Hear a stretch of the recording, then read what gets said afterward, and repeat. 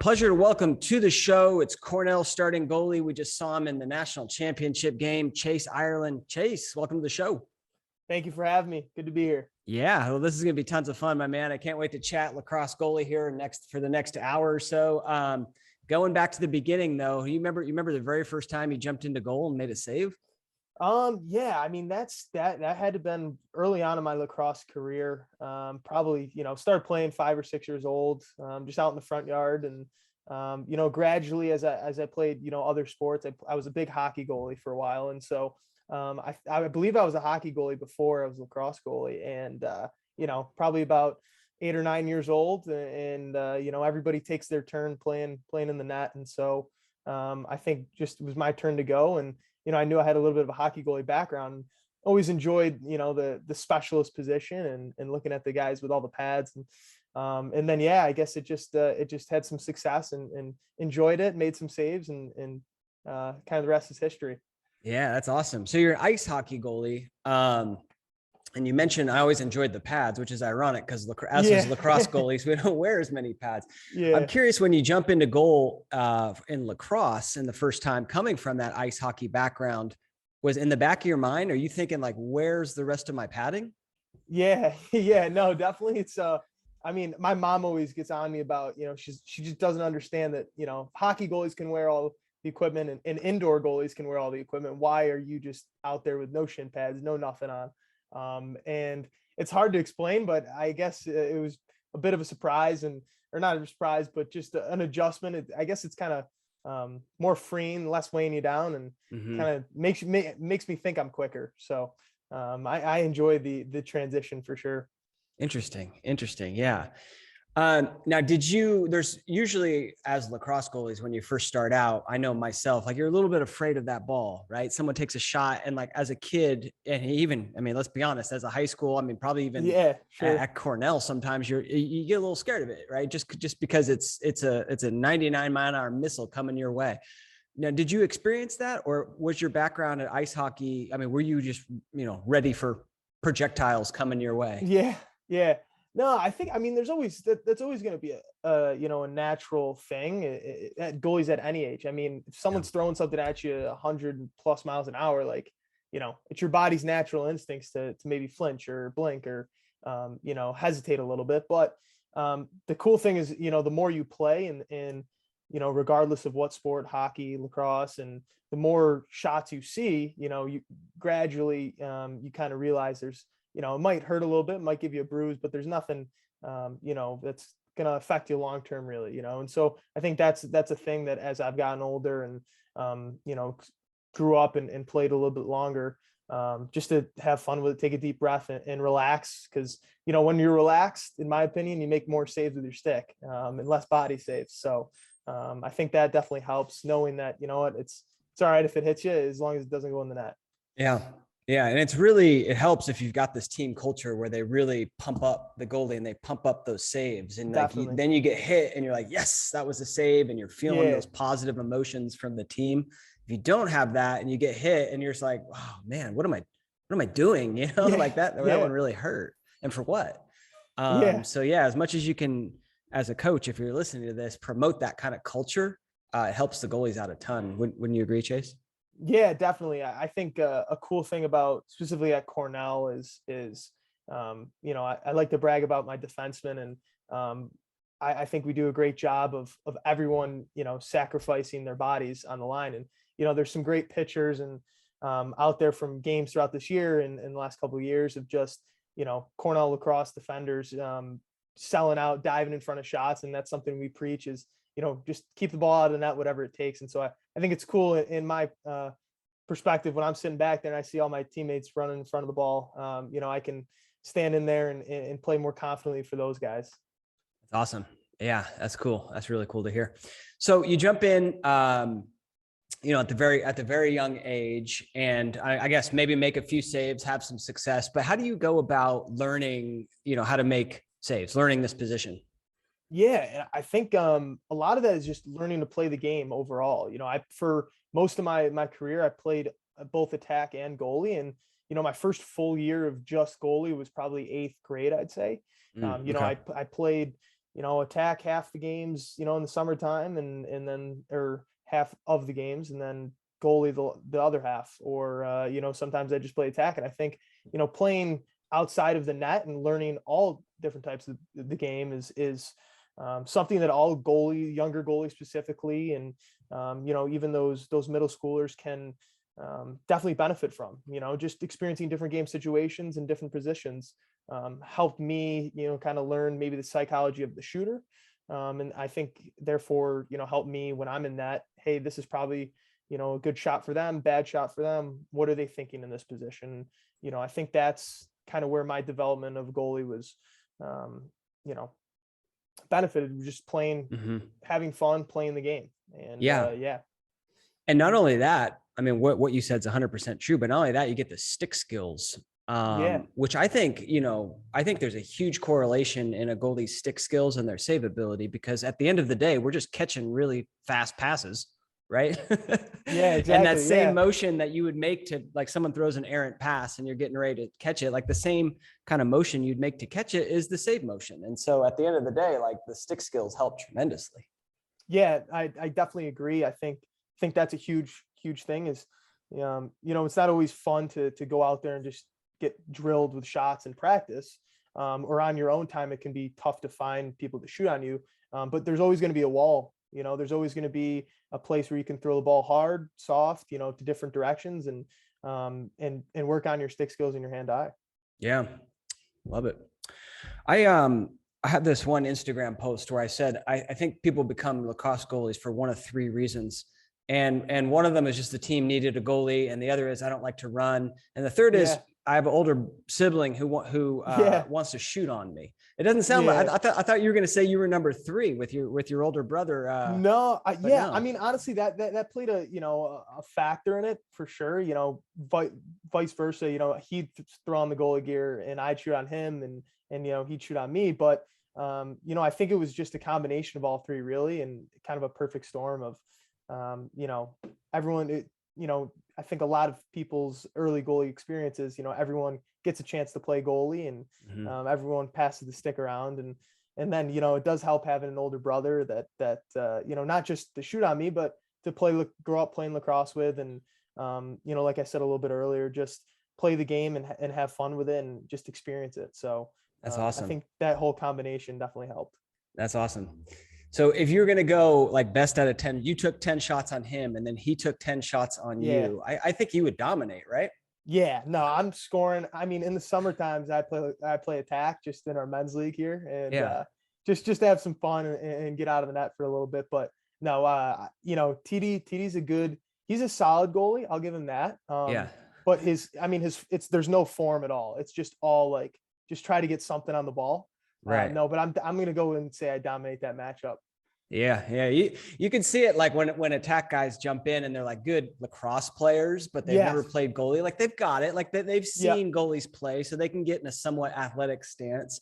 But a lot of the times, like, because their body is not trained to go at the ball, you know what I mean? Like they kind of like their body moves away, like as their hands move towards the ball. It's kind of funny. 100%. Yeah.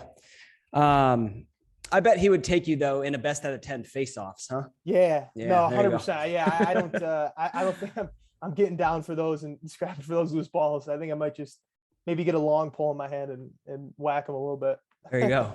There you go. Well, cool. So growing up, you grew up in New York. Yeah. Like, was there some specific camps that you attended, some specific goalie coaches that kind of helped you along the way, or what was kind of the progression in your early years? Yeah.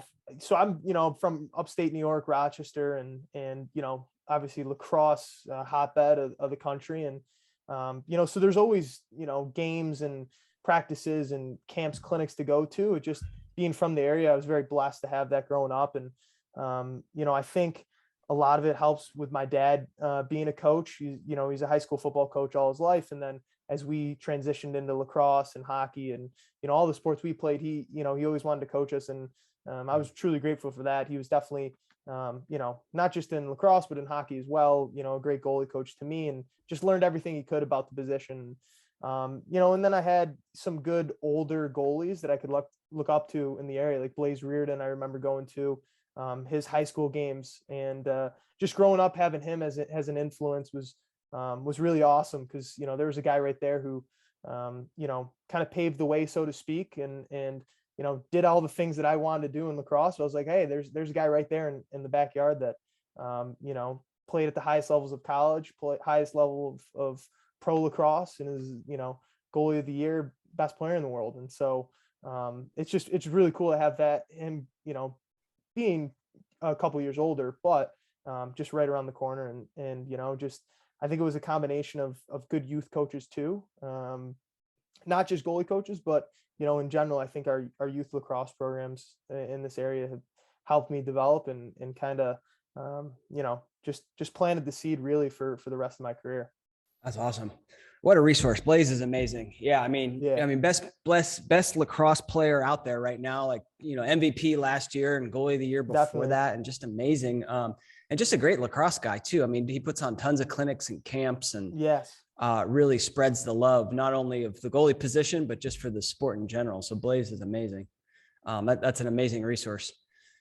Very cool. Very cool. I was going to ask, and my dad coached actually my teams as well. So it sounds like we're similar there. And I love that. It was so cool. Like, I probably didn't appreciate it as much at the time than I do like later on in life. But like, I'd be playing, you know, I played basketball growing up, and he didn't really play much basketball, organized basketball, and he was coaching the teams. Right. And so he would just read a book and just, you know, be out there. And it was such a positive influence. And it sounds like, you know, your dad was the same, maybe a little more educated in the sport, which is really cool. Yeah, no, he's awesome.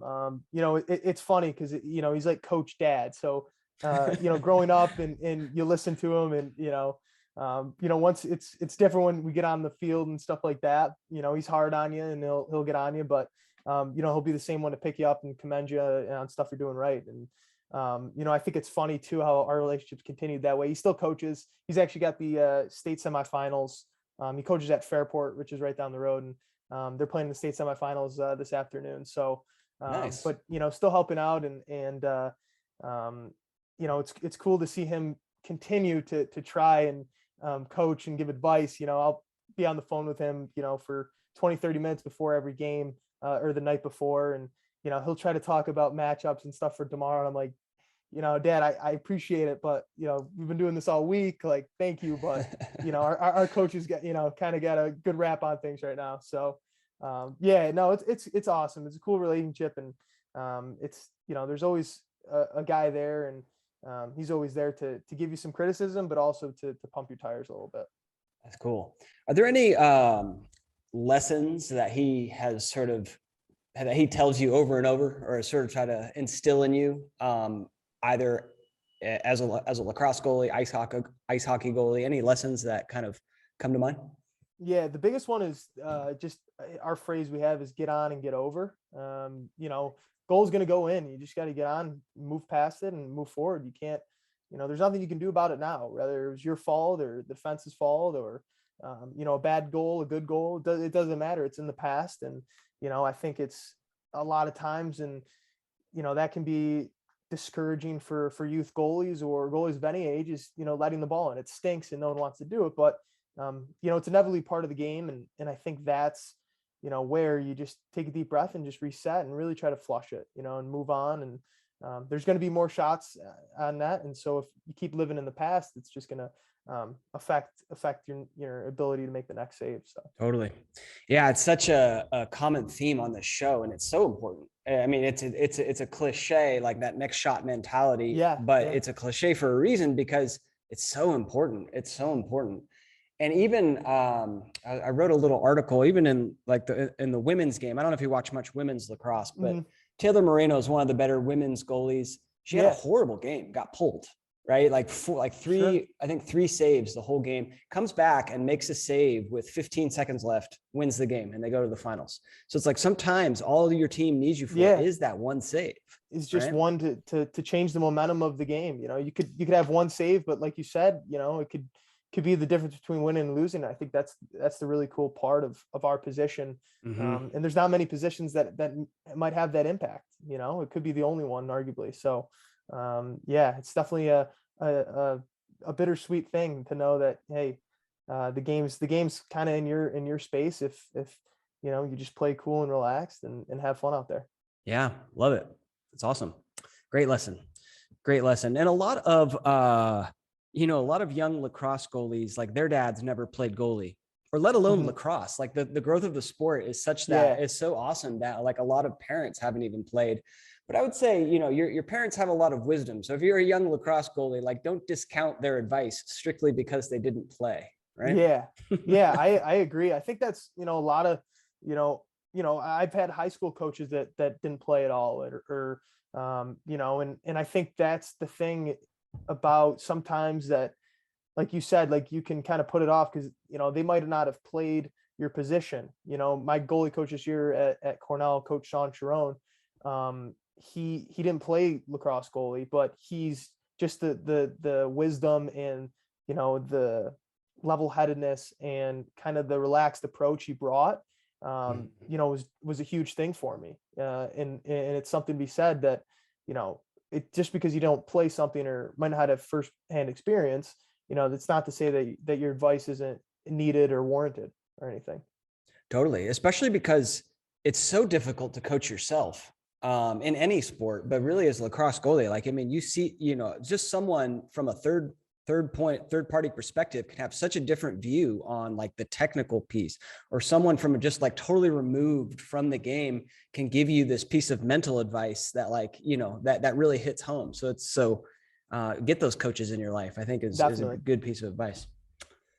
So you end up playing a lot of sports in college, not college, in high school. I think I read, it says you earned 5 varsity letters at Victor High School. I don't even know how that's possible. What? Yeah, no. So I actually started playing varsity hockey. I played football up until my freshman year. And then as my travel hockey career got more and more intense, I kind of had to choose one or the other. And for much of my athletic career, I wanted to play hockey in college. And, lacrosse was always, I always loved playing lacrosse, and it was kind of like a 1A, 1B type deal with lacrosse and hockey. It's just sometimes the hockey route to college is a little bit longer, and prep school's involved. So once I realized that, I didn't really want to do that too much, and maybe go to prep school or take a post-grad year and try to just play lacrosse right out of high school. And luckily, Cornell came, and but going back to the varsity sports, I played hockey, since 7th grade for our varsity team.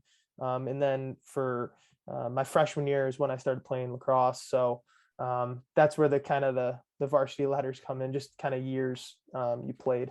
Got it. Awesome. Was it it sounds like it might've been I don't know, maybe not a difficult decision choosing between lacrosse and hockey, but it sounds like, you saw the writing on the wall, like hockey, more difficult path to get where I want to get. Am I getting that right? Yeah. It was tough because I had a really, awesome high school, hockey experience and lacrosse experience as well. I had tremendous coaches, and for hockey with Mike Ferrari, and then Jim Andre for lacrosse. And, I really wanted to stay back and just play high school hockey with my friends. Really, that's what it came down to. And kind of the path I was going on for hockey was going to take me, elsewhere and move away at a young age. And that's the sacrifice that a lot of young hockey players have to make is, if they want to go to that college route, that's, most likely that happens. And, so I really just wanted to stay back home and enjoy high school with all the people I grew up with and the positive coaches I had. And so, obviously just very happy with my decision and how everything turned out. But it was definitely tough because I knew at that point that, college hockey and what I kind of thought I was going to always do is, not impossible, but it probably wasn't probable. And so, but yeah, that's kind of the root behind the decision. Got it. Yeah. I'd love to hear your recruiting story for Cornell. I mean, you're heading into your senior year, so I think you were recruited before the rule change of the junior year. I'd love to hear your story of, how you went about, getting into D1 lacrosse.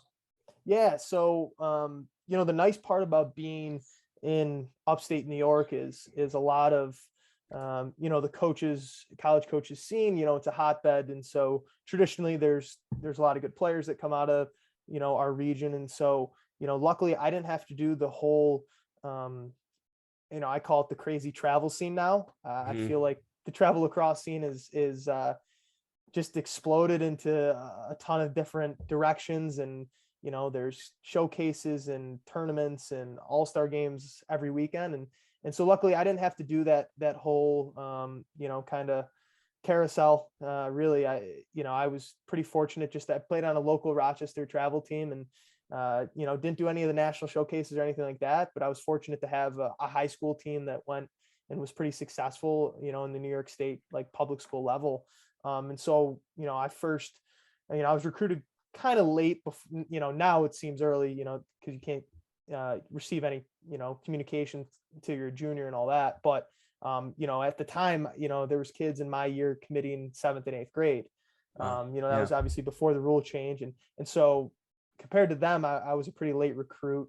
I was sophomore fall. Yeah. Going into my sophomore fall. Oh, wow. Is when I first went and visited Cornell, and they had seen me previously in the state finals in my freshman year of high school. And so, the following summer I went and visited, and I didn't have any intention of going to Cornell. I had no idea what Cornell was about. I just, the stereotypical Ivy League, like that's kind of really the only thing I knew about it. I knew it was only an hour and a half away, and I was anticipating going somewhere south, far away from home. But I went there and visited, and obviously just fell in love with the place, and just really happy. And it's crazy how things turn out. And here we are 5 years later almost, and just really blessed and excited to have one more year. And so, yeah. Awesome. What was it about the campus or the team that really drew you in? Yeah, I think that what a lot of the reasons, we always tell, and part of our culture and program is, we tell people, or, potential recruits even now, it's going to be tough. It's going to be hard. There's times where it's going to suck.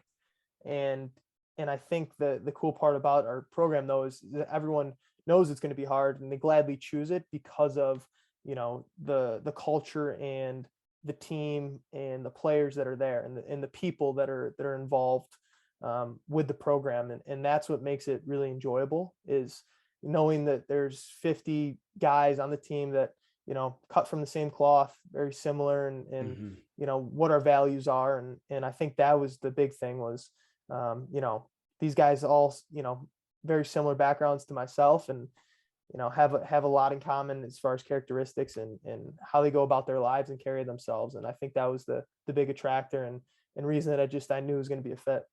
Nice. That's awesome.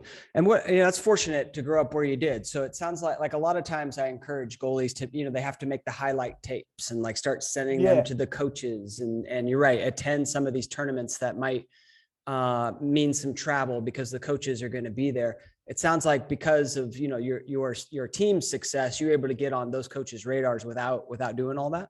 Yeah, definitely. Nice. And I was very just lucky to have that experience in high school, and, not have to do the crazy travel where, you're going a different state every weekend. And, I honestly, for much of my travel summer experience, I would still play attack, and we only had, a handful of kids. So as those hot summer days were on, I would have to come out and play attack for, a couple quarters just to give everyone a rest a little bit. So, it wasn't much of a seriously super highly competitive summer. It was more of, just playing the game and having fun. And I think that was a cool thing. And and like I said, luckily I could, coaches could see me as I just played goalie throughout my high school, and that was pretty cool.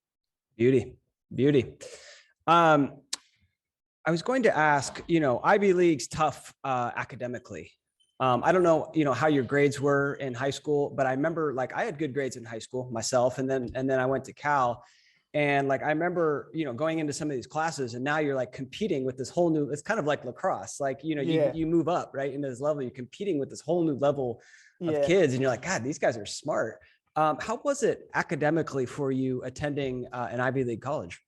Yeah, it's definitely, it's definitely tough. There's no way around it. Like it's not, there's something to be said though for, if you do get accepted, obviously playing lacrosse, it helps, with admissions, but, they wouldn't allow you to come to the school if they didn't think you had the capability or, the potential to make it in the classroom. And, I think in high school, my teachers did a good job preparing me.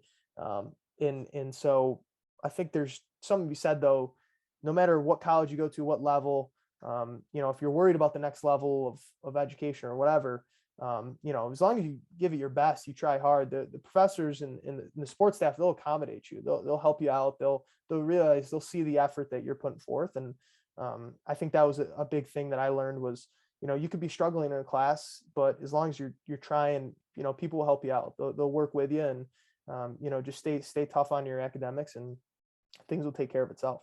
Yeah. And use the resources that you have available. I imagine as a D1 athlete, like you guys have access to tutors or things like that. Yeah. Maybe Yeah. that's Cornell amazing does a resource. great job. Right? Yeah. Cornell does a great job, through the athletic department for, the athletes, helping them find tutors if they need it, study hall, it was a mandatory thing for freshmen on our team. And so, like I said earlier, as long as you're out there and you're trying and it's, you're not sleeping through class and you're actually going, you're making an effort to, talk to the professor if you need help. I think that's a huge thing for college level success in academics. Yeah. What have you learned about school life, lacrosse, work balance?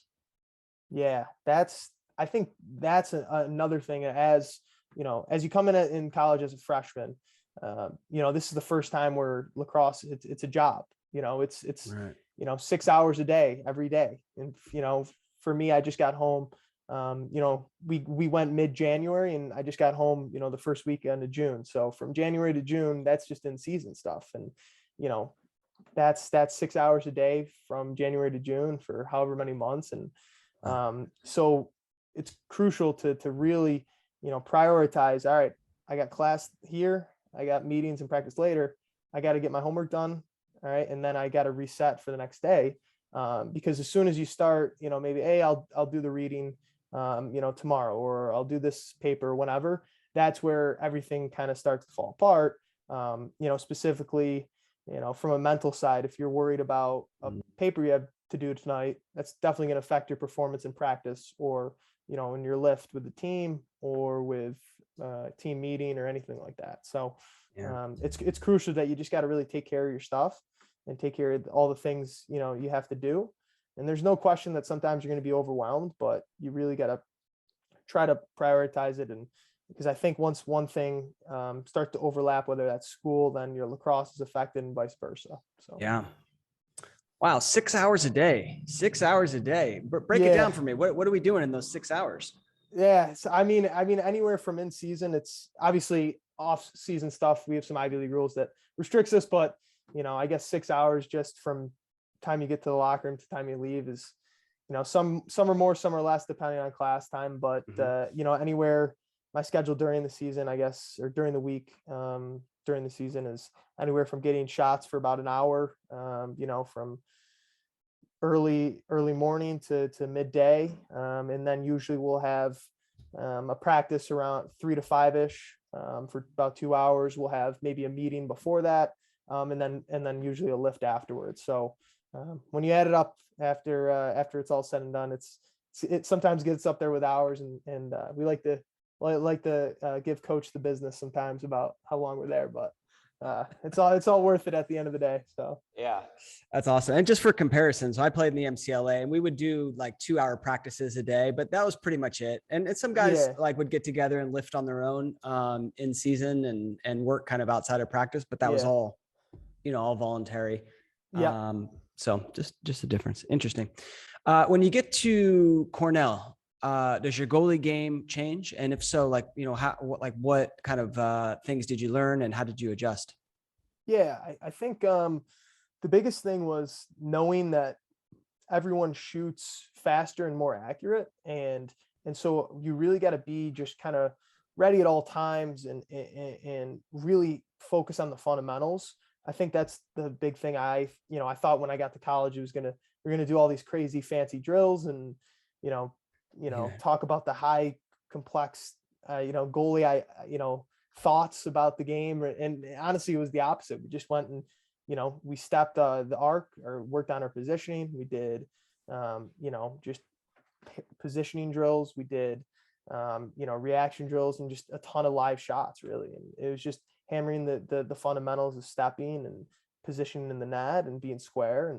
And I think that was one thing that I just kept on doing and focusing on was fundamentals. And, luckily it's allowed me to be with the position I'm at now. And I think that was the big thing, is sometimes we like to overcomplicate things and, talk about these high level skills. And really it's just, if you do the fundamentals well and you're square to the ball and you're patient and you step to it, you're probably going to make a lot of saves. And so I think that's something for all young goalies to realize, is that, you don't have to be the most gifted or most skilled or most athletic. If you just do the little things right, you're probably gonna have some success in there. Yeah, I've said that quite a bit. Yeah, it's like the elite guys and girls, for that matter, like they're elite because they've mastered the fundamentals, not because they're doing these like advanced techniques that you haven't learned yet, right? It's the same exact thing that you learn when you're 8, 9, 10 years old. They've done it so much that now it's sort of like it's just built into your muscle memory, right? Definitely. Yeah. What about though, and I'm sure this has happened to you, when you go through a slump, right? Little period of time where you just, for whatever reason, not seeing the ball, could be a specific type of shot, could just be any shot. What do you do in that situation? Yeah, I think, a lot of that is, if you got to be in the right mental headspace, for sure. And I think if you're going through a slump, it's so crucial to not, don't get down on yourself and get mad at yourself. Everyone makes mistakes. You're not trying to let the ball in. Your teammates know that. And I think, even this year I had a couple games where, just was below average and not playing my best or what I was capable of. And, the biggest thing, it was good to go through that. It sucked, but it was good growing pains, really. It was just realizing that, hey, I know I'm doing everything I can right now, and I'm sticking to the basics. I'm trying my best. It's not a lack of effort. It's just sometimes that's how it goes. And sometimes the shooter will hit some good shots and they'll hit them consistently. And the biggest thing is just stay the course, relax, and try to get back to having fun. I think that was the biggest thing after a couple bad games, and I just was taking it way too seriously. Just, you're out there having fun and playing with your best buddies. Like, it's okay, relax. It's all going to work out. There's worse things in the world going on right now than letting in a couple goals. So I think that was a huge thing for me, was not getting down on myself and, still believing in being confident in myself. It's just, you run into some bad luck sometimes. Yeah. It's a great perspective. Yeah. I remember there was this young kid that emailed me the other day, and he was going through a slump, and I was almost congratulating him, like, congrats, like, on going through this, like, because you're going to go through a slump at some point in your lacrosse goalie career. You just are, right? Yeah. And great, you're going through one now, and you're going to learn how to get through it, so that, like, when you go through the next one, you're like, cool, I've been through this, right? Yeah. I know how to manage these rocky waters. Yeah. And it's a life skill, really. Like, you're gonna, whatever it is, it could be your job, it could be your personal life, it could be anything. If you're going through a slump, it's fine. As long as you can be honest with yourself. I have a great, like, there's a man in the mirror quote, pretty much. And it pretty much just says that, if you can live with yourself and your actions and your effort, and you can be content with that, there's nothing that you should be ashamed of. It's, sometimes you're not going to be successful, and that's okay. Yeah, such a life skill. I mean, you're going to take losses everywhere. And even as a lacrosse goalie, right? I mean, you take losses in the games. Giving up a goal is a loss. And so you got to deal with, like, you got to be able to deal with those losses and stack the wins. I love it. You mentioned there's a man in the mirror quote. Is that like a book, or you're not talking about the MJ song, are you? No, I can try to look it up real quick if that would help. Is it a book? No, it's just a quote my high school hockey coach actually gave to me. So got it. Got it. All right. I didn't know if it was from the song. No. Just it's similar. It's pretty much just saying, like, that, as long as you can look yourself in the mirror and be okay with the product you did today or whatnot, then yeah. So That's good. That's a good one. It reminds me of this other mental game lesson. It's sort of a question about like when you do suffer a loss, like you ask yourself, did I do everything that I could have done? Right. And if the answer is no, like then that's on you, right? That's on you. If you didn't do everything to prepare, then yeah, like that's on you. But if you did, right? If you've done everything you did for that test and it still didn't go well, if you did everything you could to prepare for that game and it still didn't go well, then you know what? You got to shake that one off and move on. Yeah, Kind yeah, of reminds me of exactly. that. It's you're not going to win everything in life, and especially in our position, it's a small ball in a big net, and you don't have much to stop it. But like if you did everything you possibly could in preparation and focus and your effort, that's at the end of the day, no one can be mad at you for that. You can't be mad at yourself for that. Yeah, love it. Your freshman year, if I'm not mistaken, you end up getting starts. End up earning the starting job. Was that a surprise for you? Yeah, I mean, it's cool going in as a freshman to go and play right away, and obviously that's something you dream of, and not many kids get to do that. You obviously want to play in college, and you have ambitions and dreams of being successful. It's just obviously I came into a situation at Cornell where our Christian Knight, he'd started for all 4 of his years at Cornell, and one of the best goalies, and so he graduated, so there really wasn't a starter coming back or a clear guy. And so the biggest thing in Cornell's program is just kind of competing no matter what spot you are on the depth chart, and so I think that's an approach that I tried to apply to my position, and luckily I got some starts and had some success. And so I gradually moved through and played the remainder of the season that freshman year. And it was good to come back to after sophomore year and play again.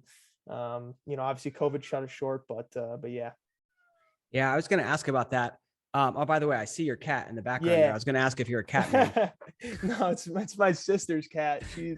She's at school right now, so she's meowing trying to get out, but that's all right. No worries. How was that COVID year for you? I mean, obviously it's brutal for, everyone had troubles, but especially being in the Ivy League, you not only lost one season like a lot of kids did, you lost 2. How was that for you, and how did you kind of, recover from that loss? Yeah, that was really tough because we, after a freshman year where we came off the previous year, my senior year of high school, Cornell went and they lost to Maryland, ironically, in the quarterfinals that year. And so, the next year coming in freshman year, we had a lot of expectations, and I think, we kind of let that get to us a tad, and had I don't want to say a lackluster year, but we didn't make the tournament, and we were kind of one of those bubble teams that maybe should have been in, shouldn't have been in, and it was tough, when our names weren't called on that selection show, and so then going back sophomore year, I think everyone was a little bit hungrier, a little bit more focused, a little bit more driven, and we had a great start. We were 5-0, and then obviously the pandemic came and shut everybody down, and just a roller coaster of emotions. On Monday you think you're playing Yale for your first Ivy League game of the year, and it's going to be a great game, and then Wednesday you're told you have to leave and go back home to for who knows when. So just a real tough break for everybody. And luckily at that point I was a sophomore, and so it was really tough for the seniors that had future jobs and had things that they couldn't really pass up on, and their last 12, 13 games of their careers were just kind of taken from them. So, going into that summer, and obviously pandemic, not much is open, and kind of working through what's going to be the fall, or what's the fall's going to be like. And, a lot of just uncertainty and having a ton of questions and not many answers. It's kind of, that's where you go back to your roots and your training, and just try to focus on maybe the next day, or trying to get a little bit better each time or each day, and just work in the dark almost. And, gradually we knew we were going to play eventually. And so we come back in the fall, and, it was still masks and, online classes, and we had sporadic workouts we could only do for like 30 to 45 minutes. And so it was a little bit of a mess, and everyone was just trying to figure out ways to play and be together, you know, with the rules and all the guidelines. And it was tough to manage that flow and, you know, being that holding pattern really for a while. And then, you know, obviously as the semester got, you know, further on and progressed, you know, we didn't hear officially if we were playing or not. And, you know, it was still, there's the cat again. and then, you know, we're still trying to figure out if we're going to play or not. And gradually it got to February time and we're still not playing. And, you know, I think Big Tens and ACC schools almost had their first games and we're like, what's going on? So, yeah, so it was just a weird time and a lot of uncertainty, but they eventually ended up canceling it and calling it. And, you know, again, your heart bleeds for those seniors because, you know, at the time then I'm only a junior. I still have another chance. And, you know, luckily I could take the semester off and kind of prolong eligibility, but still, you know, for those seniors, it's a tough thing for someone just to take it from you. You know, it's not like you lost a game. It's not like you had a chance. It's just, you know, someone said no. And I think that's something that we brought through those 2 years, was that at any moment, you know, that your opportunity to play could be taken from you outside of your control. And so I think this year specifically that was something that we played with and carried that, you know, on our sleeves really is just that, you know, could be taken at any time. So just go out there and play your hardest. Yeah. Love it. What did you do for that semester? I'm curious. The semester off. The semester off, I was back here actually in Rochester. I was substitute teaching and just working out and trying to go to as much lacrosse as I could. I went to a local D3 school, Nazareth College. I went kind of helped out and just was around the game. And Coach Rob Randall there, he's a good family friend. So I was just like, hey, Coach, I'm in town. You know, if you need anybody to warm up goalies or anything like that, let me know. And so luckily I could kind of go and help them out a little bit. And so that was awesome just to be around the game and kind of play with those guys and see what they had going on. But yeah, it was a lot of just, you know, time on my own on the wall and trying to get to as many goalie camps and clinics as I could and, you know, try to find guys that were willing to shoot on me. So yeah, a lot of miles on the car, but it was worth it. And congrats on a great season, 2022, Thank right? You guys make it to the finals. Obviously, don't pull it out. I feel like if you had another, we could talk about that in a second, but I feel like if you had another like half of a quarter, you guys would have done it. You know, but I got some saves. I wonder if I could share my screen. We could kind of just talk through some saves. Yeah. Let's do it. Hang on a second.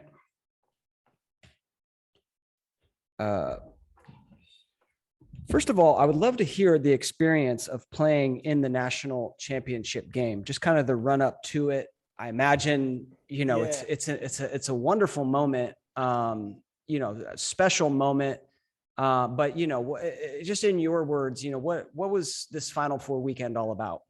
Yeah, I mean, it's something that I think all lacrosse fans and growing up, and I think, you know, if you have the opportunity to go as a kid or take your, you know, players or you know, as parents try to take your kids to experience it, because it's something that I went to and my entire youth career, we would always go and play in the youth tournaments that are kind of in the surrounding area at the time, and then go to the games. And it was just a really cool experience then to be a part of it and play in those games. And, you know, that's your dream, to be in that situation and play in that atmosphere. And so it was just really cool. Honestly, I don't think it's really sunk in yet. You know, I think I'm still kind of processing everything. And you know, in the moment, you're just thinking, okay, it's another, you know, especially the NCAA tournament. It's just another away game. You're traveling to a different location and, you know, you're just playing a different team in a different venue. And I think that's a cool mindset to have, but, you know, now looking back on it, it's really cool to see that you played in the biggest game of the year. And, you know, unfortunately didn't go our way, but, you know, I think in the future, it's a good experience to take with you. Yeah. And do you have, like, media wise, you have to do like interviews with Quint and Paul and Anish and all those guys, or how does that work?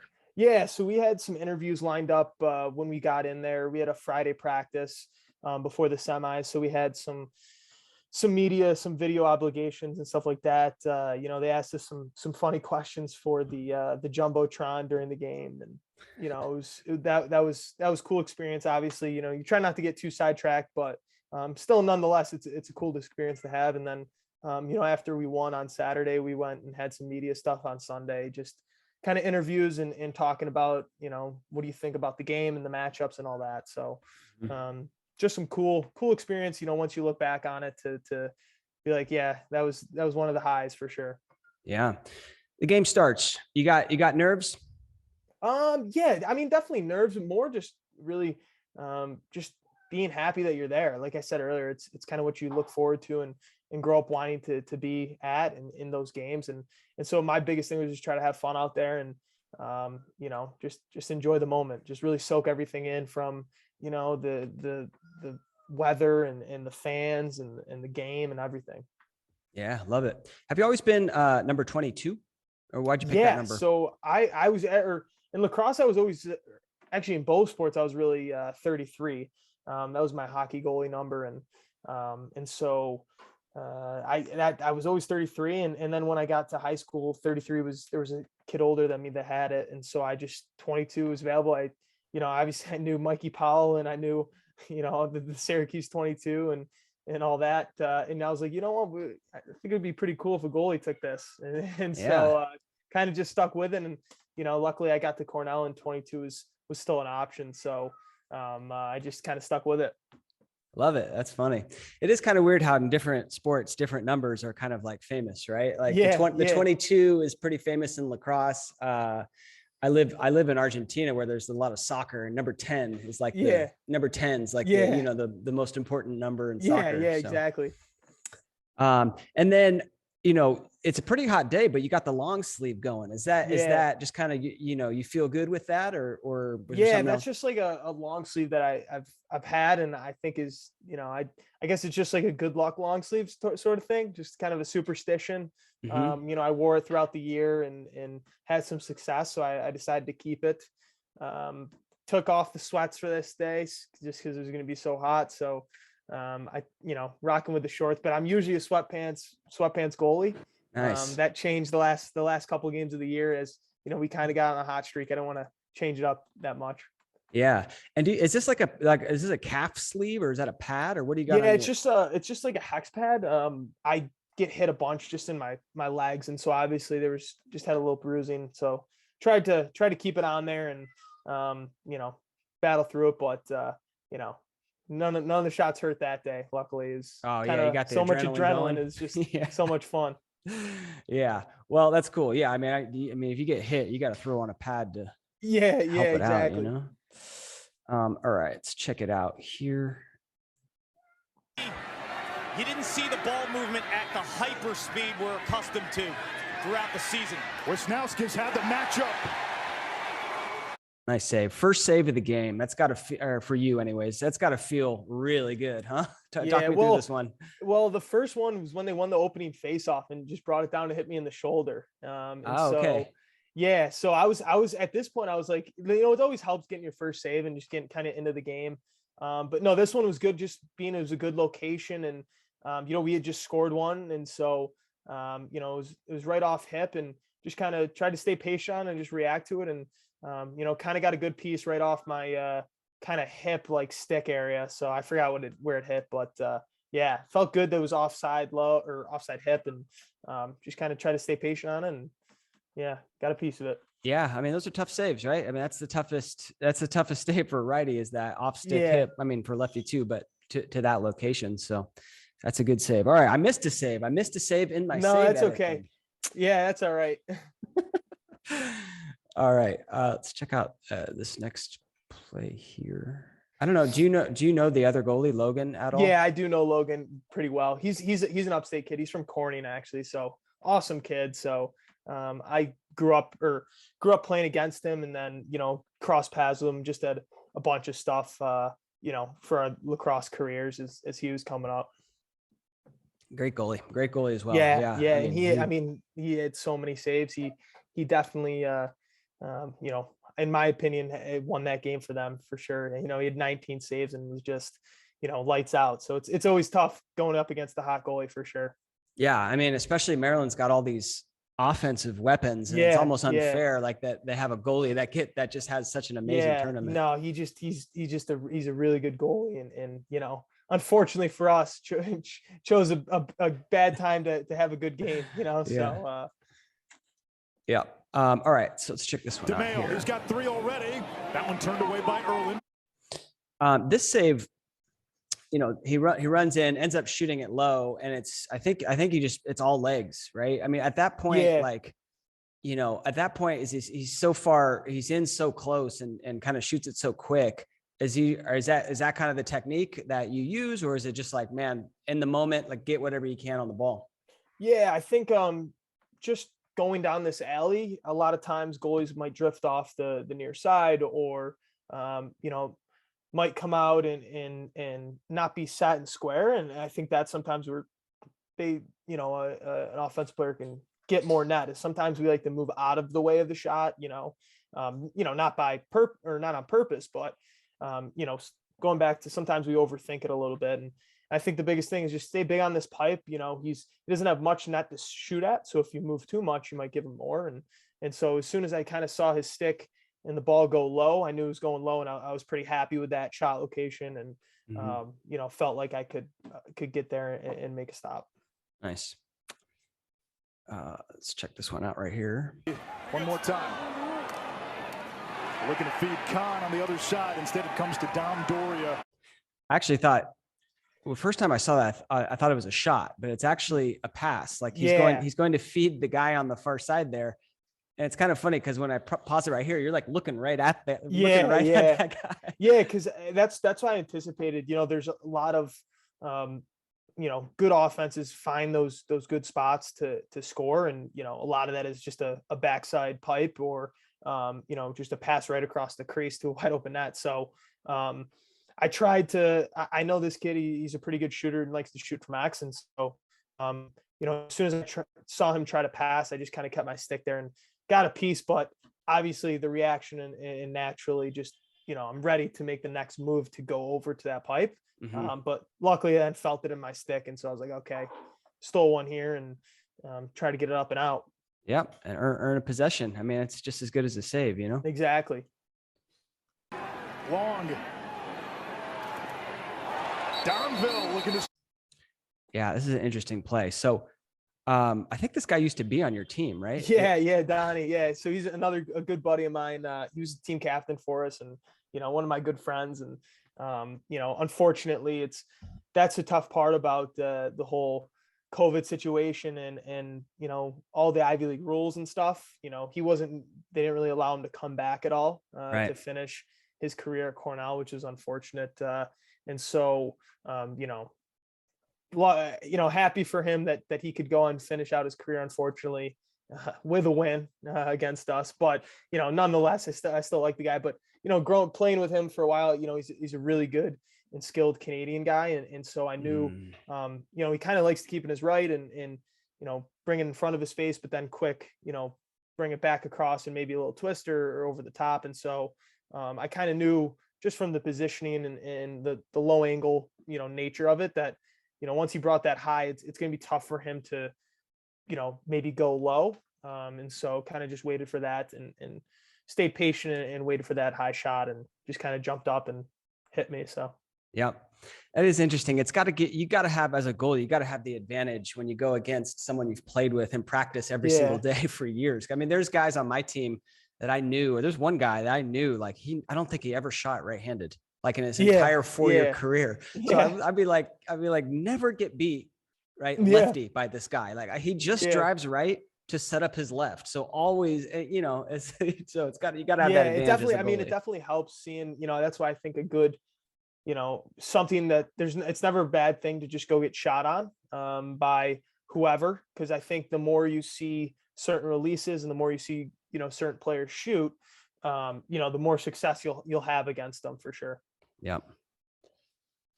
All right. That's actually a really good point. I sort of brushed over that, but that's a very good point. It's like the more types of shots you see, the more you're like, all right, I've seen this before. Maybe not from this guy or girl, but I've seen, when they've got the stick in their left hand and they're driving down the alley, they got to bring it back to the right and they're going to shoot high. And so I've seen that. I've made that save. Yeah. Save Ierlan. Yeah, I don't know if there's much to talk about on this one. I mean, that's just, great positioning. you see it go low, make a nice save. Anything you'd add there? No, yeah, I think it was just nice. I think a cool thing about just kind of being engaged in the game and focus is just knowing the time score situation. And, I knew there wasn't a ton of time left. And so, I was pretty happy with this shot. It was outside. And so I, just kind of waited on it and stepped to it. Yep. And then you fire one. You had a goal earlier in the tournament and you got dreams of going at it again. Yeah. You put it on cage, but it was not to be. Yeah. I knew it was just short clock. So I tried to get it up there and might next time maybe put a little lower, but hey, nonetheless, those are tough to make. So you just padded Logan's stats right there. Yeah. All right.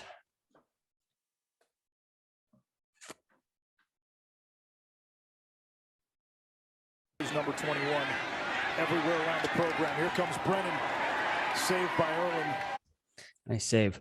On this one, and by the way, if you got the audio, I should probably describe these. I mean, the guy comes running in, kind of a little bit of maybe a late slide, but at this point, the slide does come and he kind of drops his hands. Like it kind of seems like at that point, like you realize like, all right, he's going low. Am I right in that? Yeah. I think a lot of it, on these tight, almost 1-on-0s and the shots within, 7 to 8 yards, it's tough, right? The ball's going pretty fast and, there's not a lot of, there's a ton of net for you to cover and, not a lot of you to get there. So I think if you can try to,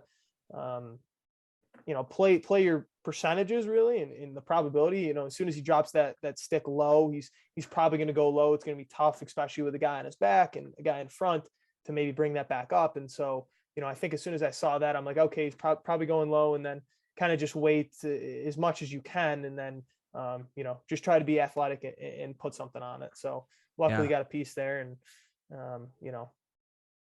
Yeah. One thing I wanted to ask you about, I don't know if you do this just naturally, but if you kind of watch your positioning right here, like you're against the pipe and then he takes maybe 1 or 2 steps more and you kind of do like a little sideways hop and get, kind of to adjust your positioning, right? You see that? Yeah. That's something you do, that you've practiced, or is that just, natural instinct? Yeah. I've tried to play more flatter, like on the shots maybe coming from X or, these where they come across the crease and I think it makes it easier for shooters when a goalie comes out. Cause now, a lot of times you just really have to put it around the goalie if they're playing out high and, they kind of attack you. And I think it's easier for guys, offensive players to just, maybe make one move and just put it around you and the whole net's open. And so I've been trying to play it more flat and kind of play flatter along the goal line in those in tight moments. The hop, I wasn't really trying to do it, but more of just getting flat across as soon as he kind of comes across the net and try to match that, I think has helped me make some more of those saves for sure. Got it. I just realized why my timestamps were all off. I was looking at the wrong notes. So we're back. That's we're back. okay. I No got worries. the right notes now. Yeah. Kyle Long, he'll fire. Nut shot or upper? Yeah. It was right, like kind of right, not right on, but kind of more at my hip. But I wear a hockey goalie cup. Yeah. So it's the double cup. And yeah, exactly. So, but yeah, it was luckily. I mean, hey, it hit me dead square, so I guess good position save. But yeah, we'll take those. Good position save. Yeah. Yeah. And it doesn't I've worn those ice hockey cups. I mean, you don't feel much. I don't know if it got you in the wrong spot, but to me, like a lot of kids say that's the worst spot to get hit. I was like, no, there's way worse spots to get hit. Yeah, what do you think? Yeah. No, yeah, I agree. It's not, you don't feel that much. It's just kind of, natural instinct if something's, going that direction. It's kind of you kind of give it a little ooh. Yeah, you're like, okay, you kind of a little bit more cautious in that area. Yeah, I love it. 6:05. Gebert, fire save Ierlan. He's keeping. How do you feel about taking shots from long poles? For me, it was like, because I didn't like it. I didn't like it one bit. Yeah. I didn't like it one bit because you don't practice it that much, unfortunately. Yeah. What's your thoughts? Yeah. I honestly, I'm not too, I mean, it's tough. I think sometimes, if you're having a good game and you're getting hot, like, you'll stop anything. Yeah. But it's always tough seeing like a pole shot, like early on, like, first couple face-offs of the game, or, anything like that where you're not really set, and, all the shots you've seen so far are from a short stick from your coach or anything like that. So I think the biggest thing though is what's helped me maybe save more long pole shots is just, not freaking out at the fact, okay, it's a long pole. Yeah, they're probably going to shoot harder. But it still doesn't change the fact that the ball's got to come out of their stick. Yeah, the release point is a little different. And so I think once I started focusing on the release point and not, holy smokes, this is going to be really fast. I think that little mindset change has helped me kind of stay patient and be like, okay, the ball's going to come out a little bit differently. And you probably will have, more time to see it just because the stick's so far away from their body. And so it's not, really hidden. And so if you can just find that head of the stick, maybe the trajectory or the ball is going to come out a little different, but, just be patient. You'll see it. And, you'll have an opportunity to at least make a save. Great points. Yeah. By the way, did you make a save on this one, or to hit the pipe? Cause it comes off hard. It hit me right, like, almost in like my left glove. So like off hip kind of. Yeah. Okay. All right. Yeah. Cool. And then finally circles the cage. Murphy doesn't get it. Ierlan. What a play. Play. I mean, six minutes left in the national championship game. Like in the last save, it was like 9-2, I think. Now it's 9-6. And like, you guys have scored 4 straight, and, you get a chase out, like unbelievable. Is this always a part of your game? Yeah, no, this is definitely, again, another thing that we pride ourselves at Cornell, was just, it's, we call these 21 plays, and they're named after a teammate of ours, George Boyardi, or a player in a program that he passed away in 2004, and is a crucial, part of our program and our culture and kind of what Cornell lacrosse is about. And, these are the type of plays, we reward and we recognize kind of the effort, not necessarily the result. That's a defender getting in the way of a shot or runouts. And I think these plays are, effort. Luckily we got this one, but there's plenty of times that, not just myself, but my other defensemen have ran and dove and tried to get on lines, and they haven't gone our way. But that's kind of the culture that we like to play with, is just always, effort based and input based, and, trying your hardest and just competing. And so, after it hit me, I said, okay, I think I know where this is going, and kind of just took off and just tried to get there, and luckily got a good call. So. Yeah. And the dive is so key. It's so key. It's like an effort. It's an effort thing, right? Yeah.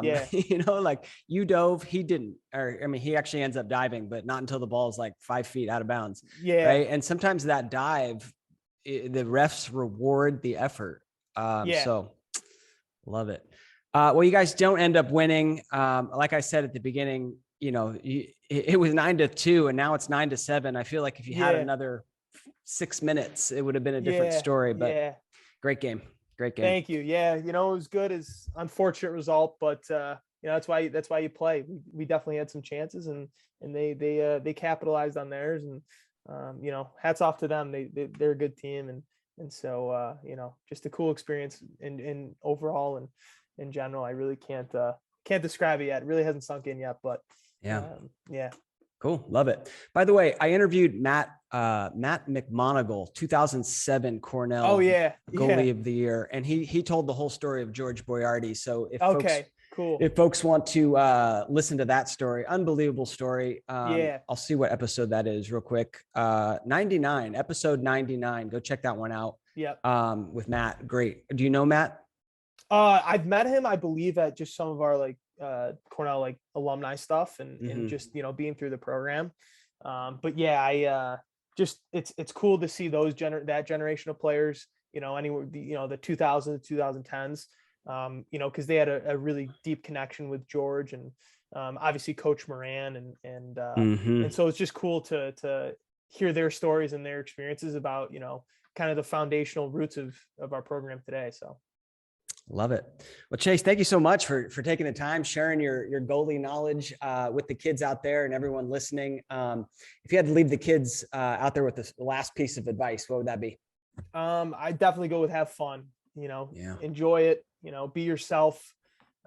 It's a cool position. It's supposed to be fun. It's a game, right? So, take a deep breath. Whether that's, you got a showcase coming up or, a state finals game or anything like that. Just take a deep breath and enjoy the moment. You're with your friends, and just go have fun and play free. Very well said. Chayse, thank you so much. Thank you. I appreciate it.